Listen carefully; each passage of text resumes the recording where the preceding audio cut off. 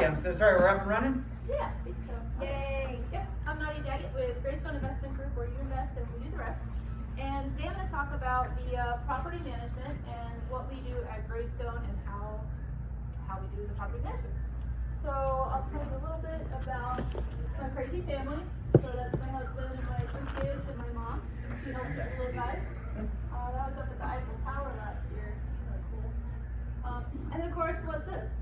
Mustache ride. Yeah. Yeah. So there's my mustache ride. You see my mustache on the boat? Yeah. So yeah, It's on the boat. So yeah, I do love racing sailboats, and I race them out of Davis Island. Doing that for years since I was a little girl. And so that's just a little bit about me. So I'm going to go into Graystone and the PM development. So I wanted to tell you a little bit about our group. We have Rafi. He is the PM manager, so he does all the background for the property management. We have Carla. She's the leasing agent, so she goes out there and makes sure that your property gets rented. We have Veronica. She does all the work orders, so she's calling you for electrical, and she's calling everybody for anything that's going on with the property. And for the corporate rentals, we just hired Mary and Edwin to start helping with that as well. So we have a lot of corporate rentals that are going online and going strong. So she helps with getting those occupied as well, which is a great thing. So what do I do as PM development then, if we have all them?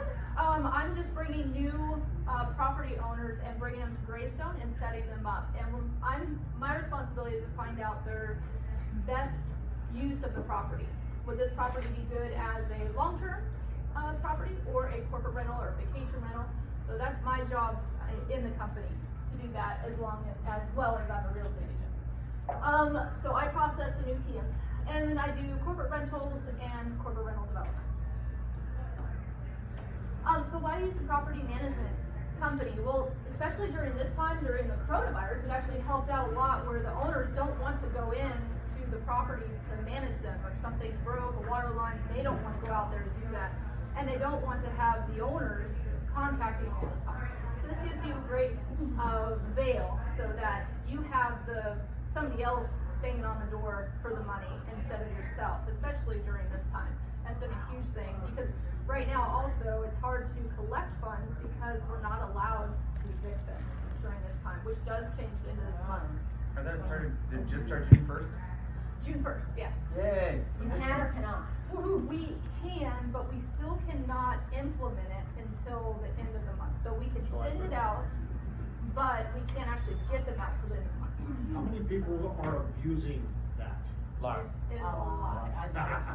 So many, obviously. Yeah. But to be honest, we've been doing really good because we also took some of these property owners and turned them into Section 8 during the coronavirus. And Section 8 pays 70–80% of the rent. So even if the tenants can't pay, the government is still sending money to the owners. So not every property is good for this because there's a difference in the tenants. But that has been a huge help for people. You can get Section 8 done that quick. Yes, yeah. Wow. Yeah, we got them done pretty quick. And they backdate it, to my understanding, and I'll verify that. Rafi and Carla and Veronica mainly deal with the Section 8, but they have really been doing good with that process. And also, if you are a property owner and you are doing this yourself, it does get very tough to manage multiple properties. So if you do have a property owner or manager to manage your properties at 10–15%, 10 for the long-term, 15% for the corporate rental, you can use your time more wisely, hang out with your grandkids, and you can buy more properties and build your portfolio. So that's one main reason to use property management. And also we're able to find out the best rate for your property. So a lot of times I see many property owners that are way undervalued. So if we took them on, instead of making $1,000 a month, they're making $12,000 a month. That covers our fee, so you don't have to do anything. I'm one of the ones that's not. Not all the time, but we do see that a lot. Okay, so what different options can you do? What kind of properties can you have? You can do unfurnished, long-term Section 8, like I was discussing, and lease-to-own option has been a huge thing that you can do. You can buy the property, get a lease-to-own tenant in there, which means that they're going to be selling it in 2 years. Well, you can actually get funding right now where you don't even make payments for 2 years. So you can have that exit strategy on the lease to own option. So that's a great option too. And then we can do furnished, long-term corporate rentals and vacation rentals. So this is just a screenshot of one that we do. So what we do with the corporate rentals is we don't just do long-term and then we wait for the next long-term tenant and grow that. We fill them in. So you can see the bottom one, we have someone in there for 4 months. So that one is a 4-month long tenant. And that one is at $5,200 a month. Then we also have the other ones where it's just starting out after the coronavirus, so we're filling in those short-term rentals until we get the long-term tenants. Because we don't want them to sit there vacant. So that's what we're trying to do right now. And you talk about occupancy. Occupancy is, yes, you see that there's breaks in the occupancy on the top 3. However, the rates are a lot higher. So we're doing 120, 150 at night. We're down here, if you break it up, it's about 20%, 30% lower. So how can you make more money off of a furnished property? So here's a little example of, if you just did long-term furnished, usually do 15, 20% more. Short-term furnished, which is corporate rentals, vacation rentals, 40 to 50%, and then I've said sometimes up to 100% more. I know I did a breakdown before, a long time ago, and I was telling you that one client made this much and now he made that much. I did make a mistake on that because it calculated over 10,000 a place. Oh, thank you. And but what it was, he bought more properties, so that's why that was. So I just wanted to mention that too. So normally with a corporate rental, you're going to see between 3,000 and 6,000 is really their budget because we're working with clientele that is insurance claimants, Airbnb, the traveling nurses. We deal a lot with realtors too, so we're connected with 800 realtors that say they buy a property but they don't have their new property. Sometimes it takes up to 3 months. So those are the people that we primarily find tenants from. And then we also do the short term. So we, I know like Ben's close to the bay, to the ocean. So everybody's wanting to go there right now because they're wanting to get out of their house. So I'm just getting a huge amount of response on his house because everybody wants to go to the beach right now. They're tired. They're dying to get out.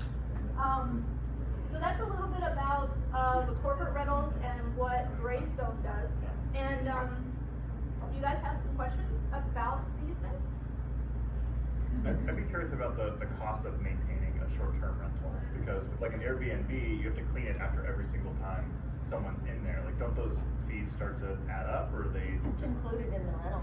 That's a great question. A lot, and actually I have some owners that are still, they're asking that question as well. So say you have a tenant in there and they're at 120 a night. Say you have it for 3 nights. So say that would be what, 360. So now they're paying 360. If you were to pay 150 out of that, you're basically paying 150.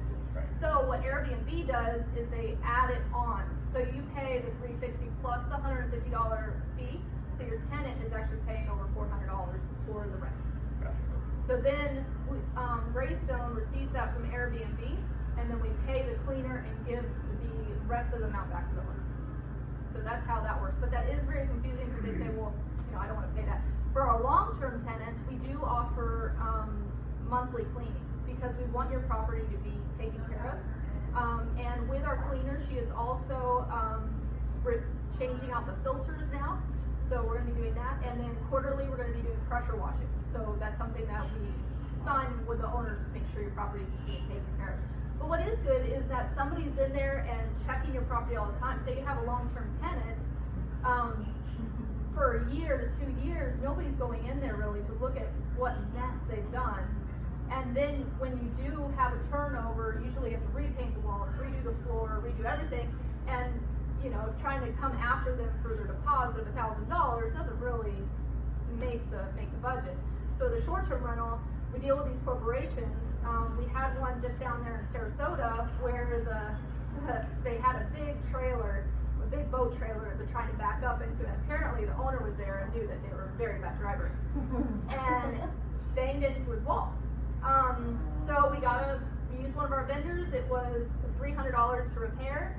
And I went through Airbnb and did a claim. They paid the claim, the tenants did, and they repaired the wall. So, and that goes with anything. I've had somebody where we thought that we lost a TV. We thought that someone stole it, but they moved it from one room to another, so it was a fourplex. And but the business, I went to the business and said, to the corporation, and said, yeah, we need to get this replaced. They said, oh, here's my credit card. Just take it, get it replaced, get it done. I'll worry about our employee later. So that's something that's really good with corporate rentals and vacation rentals.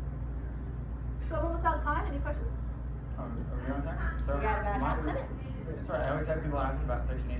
I'm glad you brought it up. So What's that? Section 8 rentals. So a lot of people don't realize the Section 8 tenants they pay either 70%, 75, 85, all the way up to 100%, which is really rare. But I have some very successful mentors. I've got one, he's got over 100 Section 8 rental properties that are all 95% or 100% Section 8. And that's his ability to scale because I know, right? he's collecting the rent checks on time. Yeah. So all he's worried about now is maintenance, but the maintenance is fun, I'm sure you know. So the annual inspections by Section 8, the government agency actually comes out and checks all your screens and makes sure everything's working properly. And if it's not, they don't pay you rent until you fix it. Yeah. And actually, sometime I'll go over the Section 8 next time because there is a lot of great things about it. There's a lot. He did ask real quick if we did in-house financing. We do, so that's the financing I was talking about where you're displaced for 2 years, you don't have to make payments. But also, I did a video on the secrets of a corporate rental. So if you guys want to click on that sometime, I can send you a link in an email. But it goes over how to make yours a corporate rental and what the process is. And if you guys subscribe to my YouTube, I'll subscribe to yours so it's pretty simple. Will you reply all to that NPI email today with that link? Yeah. Yeah. Do that link. Is that okay? Absolutely. Yeah. Awesome. Nadia, thank you so much. All right.